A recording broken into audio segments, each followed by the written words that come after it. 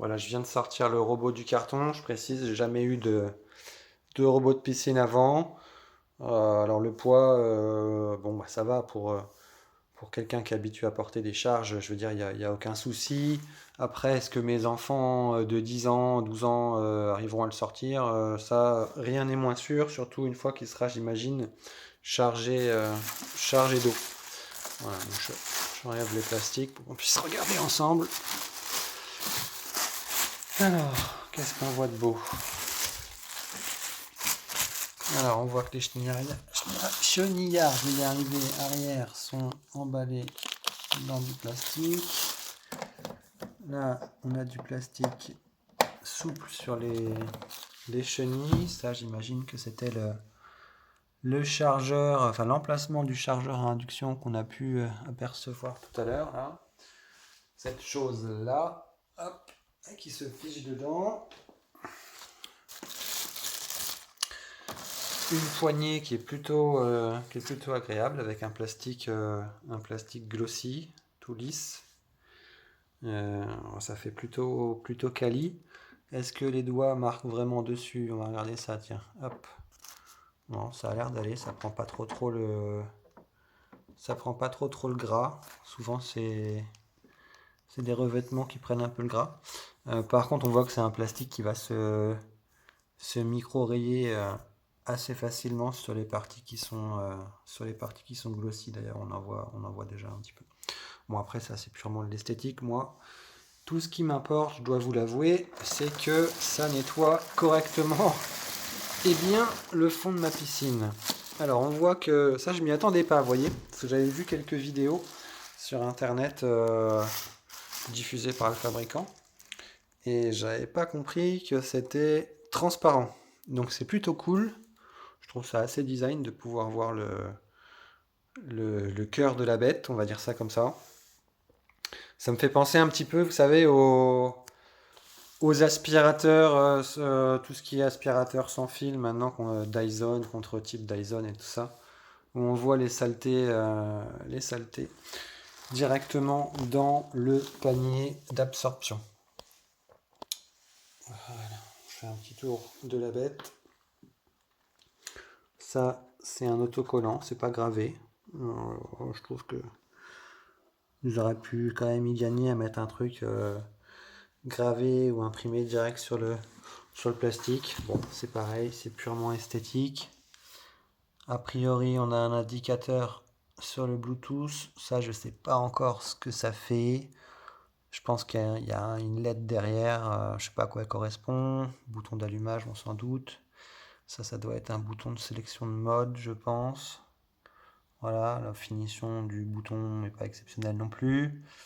Ça, c'est le témoin de charge de la batterie, c'est certain, avec 1, 2, 3 diodes. Là, ça doit être quelque chose qui doit être apparenté, j'imagine, à un minuteur. Ça doit être le nettoyage de fond de bassin. Et là, on peut imaginer que c'est fond et paroi. Et puis peut-être ligne d'eau, je ne sais pas trop. Voilà. Qu'est-ce qu'on peut voir d'autre? Ok, là aussi, du coup, nouvelle étiquette collée. Bon, ça fait. C'est dommage, moi j'aurais plutôt fait un. Voilà, vous voyez, là c'est moulé dans le plastique. Là c'est pareil, je pense que ça y aurait gagné si ça n'avait pas été une étiquette, mais plutôt une impression. Bon, c'est un peu dommage. Après, c'est que du design. Là on a une poignée. Je pense que si je tire dessus, je devrais, oui, ouvrir le capot. Alors, qu'est-ce qui se passe là-dedans? Pas mal ça. Ça, j'ai bien aimé. Moi, encore une fois, j'ai pas de robot à la maison. Et je vois que, vous voyez, juste à l'ouverture, ça m'a automatiquement, via un système de ressort qu'on voit ici, là, hop, ça a permis l'ouverture automatique du panier. Alors ça, je trouve que c'est une idée, je sais pas comment ça se remet facilement ou pas. Ok, il faut appuyer, vous voyez, hop, ça remonte tout seul.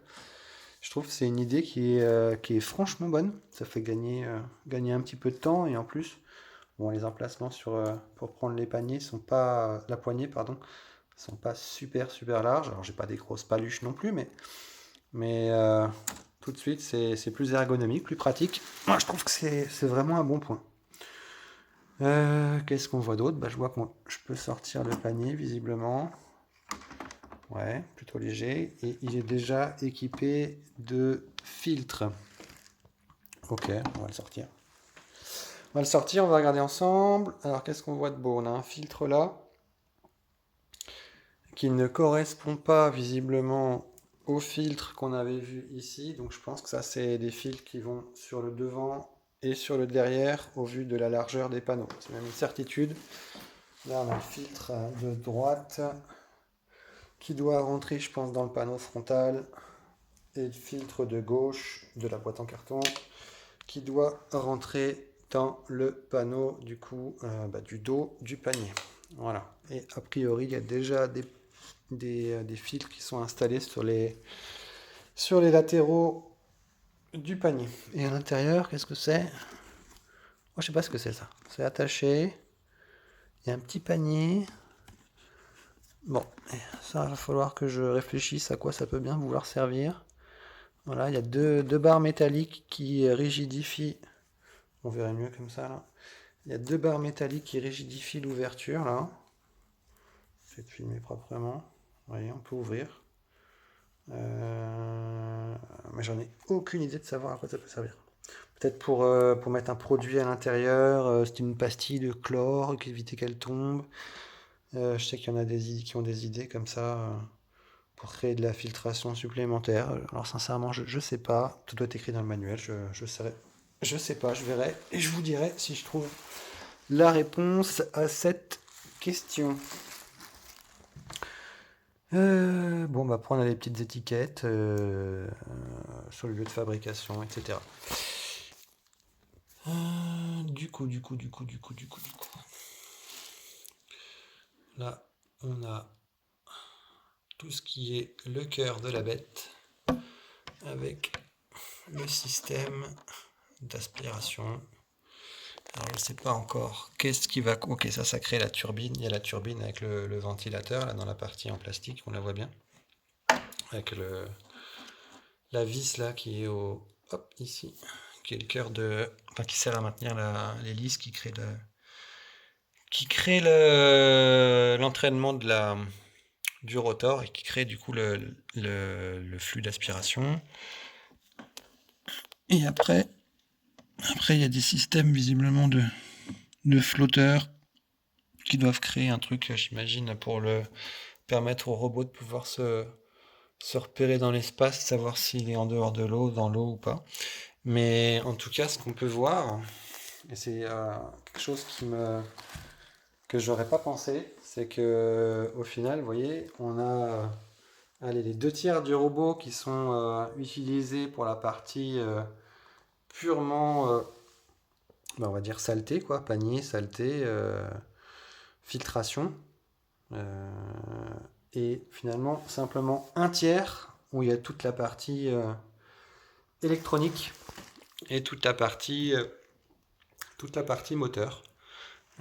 Puisque à moins qu'il y ait des moteurs, c'est possible après qu'il y ait des moteurs qui soient planqués dans les chenillards, je sais pas trop. Peut-être par ici, ouais. Ce serait logique en même temps. Ouais, il doit y avoir, je pense qu'il doit y avoir des moteurs. Voilà, bah écoutez, moi je vais déjà assembler ce qu'il y a à assembler, retirer s'il y a des plastiques à retirer, et puis après on se retrouvera pour le mettre dans le bassin et voir comment il se comporte.